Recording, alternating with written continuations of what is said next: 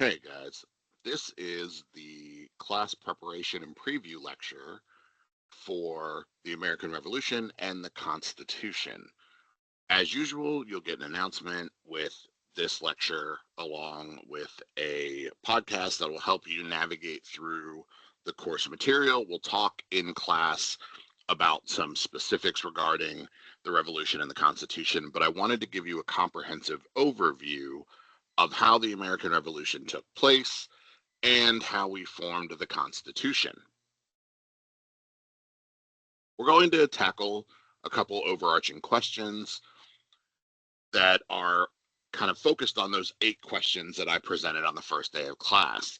We'll focus on question 1, what is government for and what should it do? Question 3, what does the Constitution say and what does it mean today? And question 7, is the U.S. system of checks and balances working as intended? So we'll talk a little bit about those. We'll spend more time on those in class, but I wanted you to understand the questions that guide the material. So let's start off by talking about the origins of the American Revolution.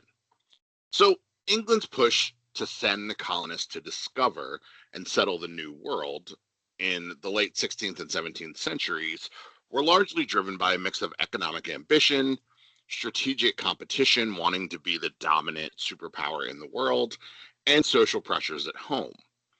Now, it is really important to understand that indigenous peoples had lived in the Americas for thousands of years, and European nations that were already engaged in exploration saw this quote unquote new world as an untapped source of wealth and power. Spain had grown rich from its American colonies, and England wanted to challenge Spanish dominance by claiming territory and resources. The colonies promised new markets for English goods, raw materials like timber and tobacco, and opportunities for profit through trade. At the same time, England faced overcrowding, poverty, and religious conflict. The colonies offered an outlet for the extra population, a refuge for those who weren't sure that they believed in the teachings of the Church of England, and a way to project and multiply English culture abroad. Backed by royal charters and private investors, the early expeditions sought not only economic gain, but also to expand England's influence in the international competition for global dominance. Now, England often portrayed these ventures as quote unquote discovering the new world. That term is misleading because the Americas were already home to millions of indigenous peoples with diverse, sophisticated societies, trade networks, and histories that stretched back thousands of years. What England and other European powers were actually doing was entering and ultimately attempting to claim territories that were already inhabited and governed. The language of discovery served as a political and cultural tool. It legitimized English claims under doctrines like the doctrine of discovery and ignored indigenous sovereignty. This framing helped to justify colonization, the resource extraction, and the displacement of peoples, which allowed England to present itself as a civilizing force rather than as an imperial power imposing its will on already established nations. But in reality, these encounters often led to profound disruption, disease, and conflict for the indigenous peoples who had lived on the land long before European arrival. Now, one of the most significant early conflicts in the colonies was the French and Indian War. It took place from 1754 to 1763, and it was the North American theater of the global 7 Years' War, which was the result of increased tensions between Britain and the French over control of territory and trade in the Ohio River Valley and the Great Lakes region. By the early 1750s, both nations, so both France and England, sought to expand their colonial claims westward, with the French building a chain of forts from Canada down the Mississippi River to secure the fur trade network and connect all of their territories. British colonial settlers, backed by land speculators like the Ohio Company, wanted to push into the same lands, often ignoring Native American sovereignty. Native nations, many of whom had long-standing alliances with the French or the British, got kind of sucked into the struggle as both powers tried to get them on their side to increase their military support. Skirmishes and fights such as the 1754 battle at Fort Necessity, where a young George Washington's forces were defeated, ignited really open hostility, setting the stage for a larger war that would ultimately reshape the balance of power in North America. Long story short, the British end up winning, and they create the Treaty of Paris, which basically draws a line right where in this picture the salmon colored land meets the blue colored land. And they decide that for the purposes of not getting into another conflict, it banned the colonists of settling west of the Appalachian Mountains. Now, this was largely done to try to avoid further war with the Native Americans and to not tempt the French into trying to reignite the war. But the colonists were furious. They saw the limitation of their expansion as the government trying to take away their opportunities to be successful. And so the colonists were really, really upset, and we start to see the seeds of conflict be planted between the colonists and the British. Now, when the British win the war, it turns out that fighting a war is really expensive. And in today's dollars, the war cost about $70 million. This doubled the overall debt that Britain had. And so Britain decided that although they had largely left the colonies alone, it was only fair to ask the colonists to help bear some of the costs of the war. And so the British begin to really exert their control over British colonies. All right. They basically tell the colonies, you have to obey us. You have to listen to us. And if you don't, we'll use force if need be. You also need to contribute through taxes. You're going to need to pay off some of this war debt. And the colonists were very, very upset with this. Now, they weren't necessarily upset about the taxes. They were upset about the fact that they did not have representation or a voice in British Parliament. So they were being taxed, but they didn't have a say in how the government operated. And they felt that that was fundamentally unfair. So several taxes were levied. All right, there were several taxes that the British imposed on the colonists. These four are the most significant. They're not the only taxes, but they are the most commonly discussed. The Sugar Act lowered tax on imported molasses, but strengthened the enforcement against smuggling. So a lot of the colonists weren't worried about higher taxes because they were just smuggling goods in from other places. This made it harder to do that. This was the first act that was passed specifically to raise revenue from the colonies to the British Crown rather than just to regulate trade. So this wasn't just about trade, this was about actually raising money. And again, the colonists objected because they felt like it violated their rights because they had no representatives in Parliament. This is where you start to hear those cries of no taxation without representation. The Quartering Act required any colonial assembly, so any colony, to provide housing, food, and supplies for British troops that were stationed in their colonies. It didn't at first force colonists to house soldiers in their private homes, but it did require them to pay for and provide accommodations in inns and stables or any other buildings.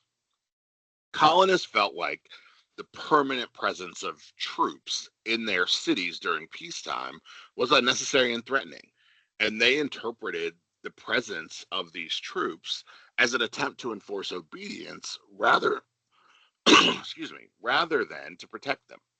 It built up resentment. They were just really angry about the idea that this army was an instrument of control, not defense, right? So when people start to feel like the troops or police or the army or whatever it may be is no longer there to protect them, rather it's there to control them, people's perceptions or thoughts about it tend to change. The Stamp Act was an act that imposed a direct tax on all printed materials. That included newspapers, legal documents, playing cards, licenses, and it required them to bear an official stamp that was purchased from the British government. This was the first direct tax on the colonies. It affected a ton of people, right? From merchants to lawyers to ordinary workers to doctors. And this united a bunch of different groups in society in opposition to the government. So before, the taxes had only really targeted merchants and other people didn't care that much. But now that this tax affects everybody, all of these groups start to get together and are really kind of angry and upset together. They formed a group called the Sons of Liberty, followed by a group called the Daughters of Liberty. And this became a coordinated effort to sort of rebel against the British government. Finally, the Townshend Acts. The Townshend Acts placed duties on imported goods like glass, lead, paper, paint, and most importantly, tea. Revenue from these taxes was used to pay these royal governors and other officials who existed in the colonies but did the bidding of the British government. Colonists again saw this as another attempt to tax them without representation and to weaken their independent self-governance. There were lots and lots of boycotts, tensions escalated, and it led to events like the Boston Massacre in 1770. When you take all of these together, the taxes marked a fundamental turning point in the relationship between Britain and the American colonies. What began with the Sugar Act's revenue-raising tariffs evolved into a pattern of increasingly intrusive laws that touched daily life, undermined local self-government, and really took the colonists' voice out of governing themselves. The Quartering Act showed that British troops were going to be a permanent fixture, an unsettling presence during times of peace, while the Stamp Act's direct taxation caused unprecedented unity across both social classes and colonies. The Townshend Acts further inflamed those tensions by taxing really important imports and stripping colonial legislatures of any financial control over these British officials. Together, all of these taxes convinced many colonists that Britain was not simply regulating trade, but was asserting authority that they didn't feel like they had. It laid the political groundwork for organized resistance and ultimately the American Revolution. Now, in response, King George repeals the Stamp Act. Not a single stamp was actually ever sold. But he implements the Declaratory Act, or the Declaratory Act, depending on how and who is saying it. The Declaratory Act asserted that Britain had the right to make whatever laws they wanted over the colonists, that they ultimately had the power and authority. I earlier mentioned the Boston Massacre, but the Boston Massacre is a really good example of something that happens that how the story is told causes the public's reaction to increase. So the Boston Massacre is an incident where a crowd gathers in the Boston Harbor. They start arguing with British soldiers. There's conflict about who says what and who instigates who. And the crowd begins throwing snowballs and insulting the soldiers. More troops show up. The colonists dare them to fire into the crowd. The soldiers oblige, and 5 colonists are killed. Now, you can imagine how this would inflame tensions. And if you sort of connect what happened in the Boston Massacre in 1770 to some of the incidents that we're seeing in cities across the country today, there are some really important similarities. And I would argue one of the most important is that the story is deeply impacted by who gets to tell it, right? So when you think about, for example, in modern day, when there is a killing and an ICE agent and a citizen get into it, when citizens tell the story, it's a very different story than when ICE and the government tell the story, right? And those perspectives are impacted. It impacts the way that the public thinks about it. So if you agree with the citizens, then you think about the encounter one way. If you agree with the ICE agents, you think about it a different way. And that's what happens in the Boston Massacre. And so it's important to understand that this conflict and this tension and public uprising is not something unique to our modern political world, but it's been happening since the inception of our nation. The impact of the Boston Massacre, again, is that the story of the shooting spread. Really, the only side that gets out is the colonial story, which paints the British as the aggressors. Again, it's called the Boston Massacre. And even though only 5 people die, the story of a massacre at the hands of British soldiers is powerful. All right. And it impacts the way that the public begins to think about Britain, that the soldiers are there to harass and to kill them rather than to protect them. We then have the Boston Tea Party. And so tensions are pretty high, and the British Parliament says, okay, look. We see things have gotten out of control. We're going to repeal a bunch of the taxes, but they leave the tax on tea in the colonies. And so colonial merchants were still smuggling tea. Parliament, in response, passes the Tea Act of 1773. It allows the East India Trading Company to sell directly to the colonists for lower prices. The idea was this would stop smuggling from happening, but colonial merchants are upset because, again, they feel like the British government is undercutting their ability to make money. And so when 3 ships loaded with tea from the East India Trading Company arrive in Boston Harbor, the Sons of Liberty, remember the group that was leading the protests from earlier, demand the ships leave. The governor wouldn't let the ships leave without paying a tax. The ships weren't sure what to do, right? They weren't supposed to pay a tax. They didn't think they should pay a tax, so they just sort of sat there. As a result of them being in the harbor and the colonists being fired up, several colonists dress up like Native Americans. Again, they do this to try to deflect the blame so that if they got caught, they would blame the Native Americans.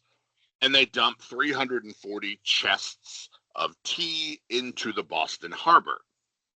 This is significant because in today's dollars, that's millions of dollars worth of product. King George is furious, and he passes the Intolerable Acts. These are designed to punish the colonists for the Boston Tea Party. It closed the port at Boston. It brought British soldiers to England for trial, and they were not allowed to have town meetings in Massachusetts. So Boston is essentially under military rule. The goal of the Intolerable Acts was really to isolate Massachusetts. The thought was, if we isolate Massachusetts and Boston, which was the largest port at the time, we can basically choke them out from the inside. We can make it impossible for them to do business.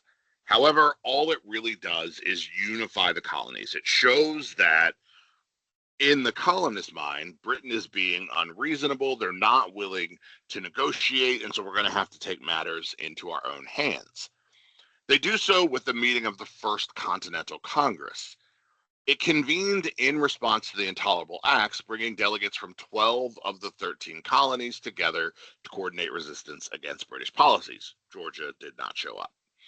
It was important because it created a collective colonial voice. It endorsed a boycott of British goods and asserted colonial rights through a document called the Declaration and Resolves. However, it's important to know that it did not seek for independence yet. The body was still like, Britain, we like you, you're cool, you're good people, but we just need you to be a little bit nicer to us. We need you to let us have a little bit more control over our own destinies.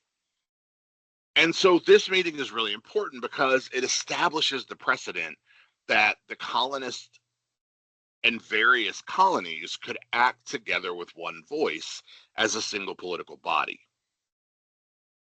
So they do all of this. They write a letter to King George. It's known as the Olive Branch Petition. And King George responds by sending more troops into Boston. And the colonists realize there's no peaceful way of dealing with this. And so when King George sends more troops, now there are armed conflicts that are breaking out all over the place. And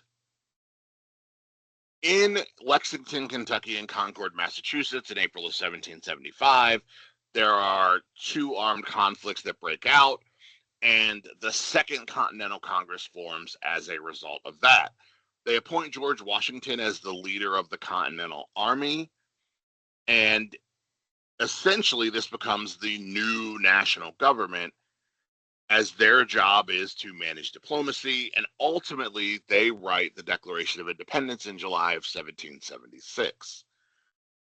It is really, really important. The Second Continental Congress is so critical because it transformed colonial resistance into a full-scale revolution. It provided both the military leadership and the political legitimacy needed to challenge Britain on the world stage. Now, I want to talk about the Declaration of Independence, but we're going to spend some time talking about this in class. So I'm going to speed through this very quickly, right? And we'll spend time on these exact slides in class next week.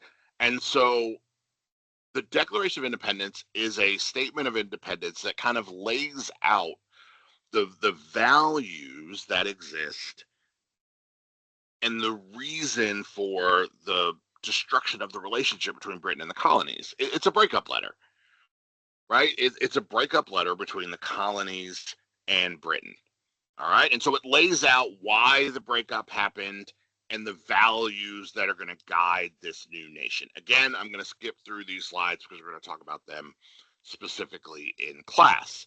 So, America wins the Revolution.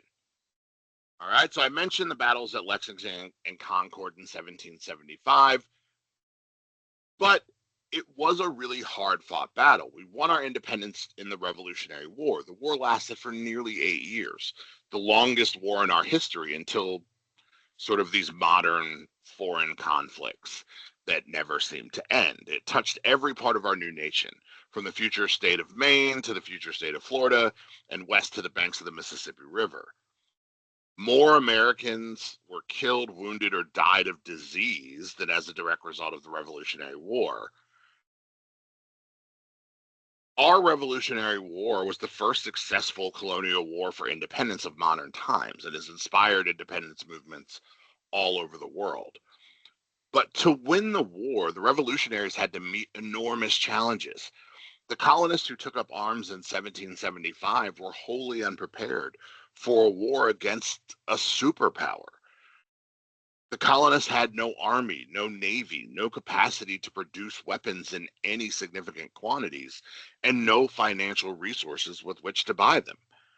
The British had the largest and most powerful navy in the world, a professional army, and the resources to carry on a war to suppress and ultimately destroy the rebellion.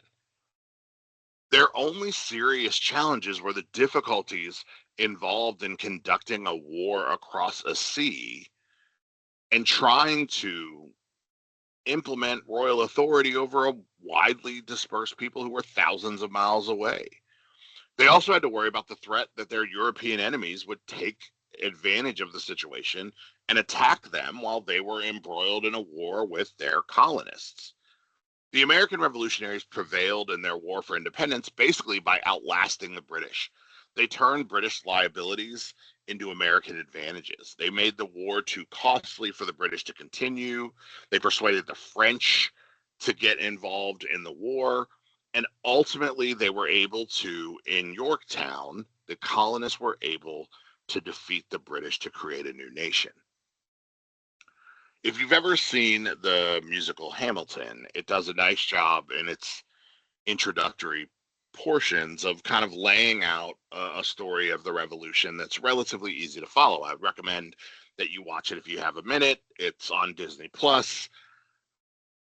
But George Washington in the play says a line that ends up being very resonant for the American colonists, which is, "Winning is easy, young man. Governing's harder." And so now the colonists have won a war, but they have to find a way to now govern the new nation that they have built. That leads to the creation of a constitution. We'll spend some time in class talking about the specifics of the Constitution, but we're going to talk briefly about how we got to that point. Now, a Constitution, very simply put, builds off of the Declaration of Independence. The Declaration of Independence states the goals for America as we fought for freedom. It promised a system of government that would promote liberty and equality and the protection of individual rights and be rooted in what the people wanted. This would turn into the Constitution. A Constitution is simply a document that lays out what the government can do and what the government cannot do. Now, we start off with the Articles of Confederation. This is our first stab at an organized government. We adopt it, and a confederation is a loose organization or a loose group, league of friendship. The states retain their sovereignty, meaning each state is still independent and can make its own decisions. Mostly, the relationship exists for defense. Each colony individually realized they couldn't defend themselves, but all of them together may be able to do a little bit better. States retain their power, and thus the national government was weak. But that was the point. Remember, they had just gotten done dealing with a king, and they were worried about a system of government that gave one person or small group too much political power. Allowing each state to make its own independent decisions took the power away from one person and spread it out over a lot of different groups. However, there are problems. When the national government is weak, there's no army, there's no way to collect taxes, there's no court system to settle disputes, and that causes problems because the states don't get along. Remember, the states have been operating independently, doing whatever they wanted. Now they're supposed to operate thinking about other states, worrying about what works, not just for them, but also for the broader nation at large. This is highlighted in something known as Shays' Rebellion. Shays' Rebellion is a revolt of farmers in Massachusetts. So a group of farmers went off to fight in the war, and they were told, when you return, if you fight for the colonies, then you will have your taxes paid, your farm will be paid off, and we will pay you when you return. These farmers return from the war to find out that the government has seized their farms and is refusing to pay them. A group of farmers, led by a gentleman named Daniel Shay, take up arms and take over the courthouse. This is perfect, right? The government is excited. They're like, finally, a chance for us to flex our muscles, show these colonists we're not playing around, that we are a unified government. And so Massachusetts calls for troops from the other colonies to come protect them. But it turns out that some of the colonies are like, well, actually, that sounds like a you problem, not an us problem. Why would Georgia send troops to defend Massachusetts? We don't have a rebellion in Georgia. And Massachusetts ultimately has to borrow money from a rich citizen of their state to be able to put down the rebellion. This leads to a broader conversation that says if we can't even stop a revolution of farmers, a rebellion of farmers, what's going to happen if the French return or the British come back? We need a stronger national government to protect us in the event that someone tries to attack us or take advantage of us. And so they begin to draft a new system of government that has some key pieces and key principles built into it. The principles of limited government, or the idea that the government is not all powerful. There are things that the government cannot do. There are powers that are limited when it comes to the government. Popular sovereignty, the idea that the people hold the power. All right?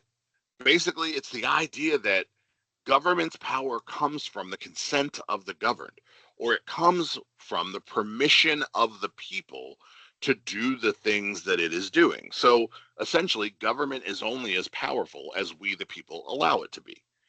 Federalism, which is the idea that power is divided between different levels of government. So in America, we have state governments, right? So the Georgia has a government. There are local governments. The town that you live in has a government. There's the national government.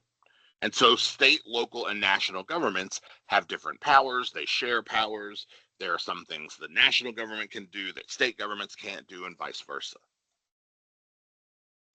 The separation of powers, which is the idea that we have three distinct branches of government: the legislative, the executive, and the judicial branch.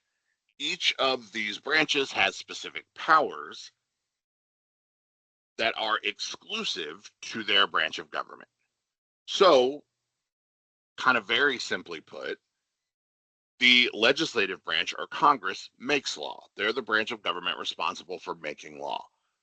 The executive branch, or the president, is responsible for executing law, meaning their job is to make sure that the laws happen that are created by Congress. And finally, the judicial branch interprets law. They review laws to make sure that those laws follow the Constitution. Now, each of those branches has the ability to check and balance the power of the other branches, another key principle. This, at least in theory, prevents any one branch of government from becoming too powerful. Each branch can stop or check the other branches of government. Finally, there's a principle that we have the ability to change or amend the Constitution.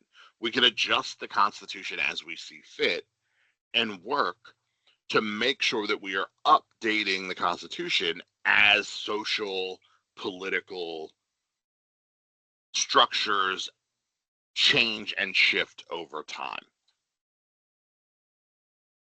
So the Constitution, as I've mentioned, is a document that lays out what the government can do and what the government can't do. It is broken into three parts: the preamble, which is basically the introduction. This is the "We the People of the United States" portion of the Constitution. It lays out the goals of the government. Then we move into the articles. There are 7 articles that establish the different parts of the government and the powers and responsibility of each of those parts. And then the amendments, which are the 27 changes, at least to this point, that we have made to the Constitution over time. Here's a breakdown of each of the articles of the Constitution. We'll talk about this a little bit more in class. And we have the Bill of Rights. The Bill of Rights, when the Constitution was first created, small states were concerned that the Constitution didn't do enough to protect individual rights. And small states were worried that big states were going to be able to basically exert their power and squash the freedoms of individual people. So we wrote the Bill of Rights, or the first 10 amendments to the Constitution, as a set of protections for individual liberty and freedom. All right, and we'll talk more about that next week. So the last thing we're going to talk about today is federalism. All right, one of those key principles of the Constitution. So when the founders wrote the Constitution, they envisioned that both the federal, state, and local governments would have certain powers, but neither would become too powerful. This is known as fragmented power. And they figured the public would shift their support between the federal and state government depending on what's happening. So when it comes to things like maybe education, you might want your local government to have more say. You want the state of Georgia to make decisions about what Georgians have to do. Why? Because they are closer to the people of Georgia and should be able to make decisions that better reflect the will of Georgians. If there's a natural disaster, you might want the federal government to come in because they have more money and resources and they can do more to help and assist you to get back on your feet. So there's going to be different times where we want different levels of government to have more or less power depending on what the situations may be. That leads us to federalism, or the system of government where the written constitution divides the power of government between a central or a national government and several regional or state governments. So power is divided between a national government and a state government. It can also be divided into local governments also. Now, there are some key parts of the Constitution that kind of explain this federal relationship. So the 10th Amendment, which we'll talk about again when we talk about civil liberties, basically says that any power that's not written in the Constitution belongs to the states. It's the idea that states still have ultimate power, which makes sense when you remember, as we wrote this document, we were worried about a king appearing. We were worried about a president becoming a king, and so we wanted to build in state power. Within these powers, they laid out 4 types of powers that end up being important. Delegated powers, which are powers that the national government has. So delegated powers are powers that the national government has. Reserved powers, which are powers that only state governments have. Concurrent powers, which are powers that both have, they share them concurrently or at the same time. And finally, are prohibited powers, which are powers that neither the federal or state government can exercise. This visualization shows the powers that the national and state governments have. So you can see on both the left and the right. On the left are powers that the national government has. On the right are powers that state governments have. And in the middle are powers that both state and national governments possess. Now, we'll talk a little bit about the powers that the government has in class. We're going to spend some time talking about delegated powers and reserved powers in class. But very briefly, I want to just give you a couple examples. So delegated powers are those powers that only belong to the federal government. And they are broken into 2 types of powers. All right. So the first are what we call expressed or enumerated powers. All right. Expressed or enumerated are fancy words that both mean they're written down. Those powers are written into the Constitution, and you can find those powers written in the text of the Constitution. So in the Constitution, it says that Congress can declare war. It says that the government has the ability to coin and print money, that they can make treaties, that they can regulate foreign trade. But there are also powers that belong to the national government that are not written down. These powers are known as implied powers. Implied powers are powers that the national government has, but they are not written in the Constitution, and they come from something called the Necessary and Proper Clause. This says that Congress has the power to, quote, make all laws which shall be necessary and proper for carrying into execution the foregoing powers and all other powers vested by this Constitution, which is a fancy way of saying, as long as Congress is trying to carry out its duties, they can basically do whatever they want. They have a lot of flexibility about what they're allowed to do if it is done in the name of carrying out their constitutionally given powers. Now, hopefully, as you think about that, you realize that while that can be really good, it allows the government to adjust and be flexible to changing conditions. Giving the government almost unlimited power to do whatever it wants could also be dangerous. Right? You don't make rules for when everything's going well. You make rules for the times where maybe things aren't going as well as you'd like. And so it's important to think about not only what are the good things that could come from a certain government arrangement, but what are the challenges that could exist at the same time. Finally, there are reserved powers, or powers that are left to the states. These are powers that typically belong to the states. But what we're going to see, and we'll talk about this in class, is that sometimes these powers that belong to the state are infringed upon or are sort of challenged by rules and regulations that the federal government makes. And we'll spend some time talking about that. So that is an in-depth overview of the American Revolution, the Constitution, and federalism. Like I said, we'll talk more about the Declaration of Independence. We'll talk a little bit more about the Constitution itself and the different articles, and we'll talk about sort of this idea of delegated versus reserved powers in class. But if you have any questions, please write them down and feel free to bring them up in class next week. All right, as always, give me a call or shoot me an email if you have any questions or concerns, and I'll see you guys in class next week. Have a good one.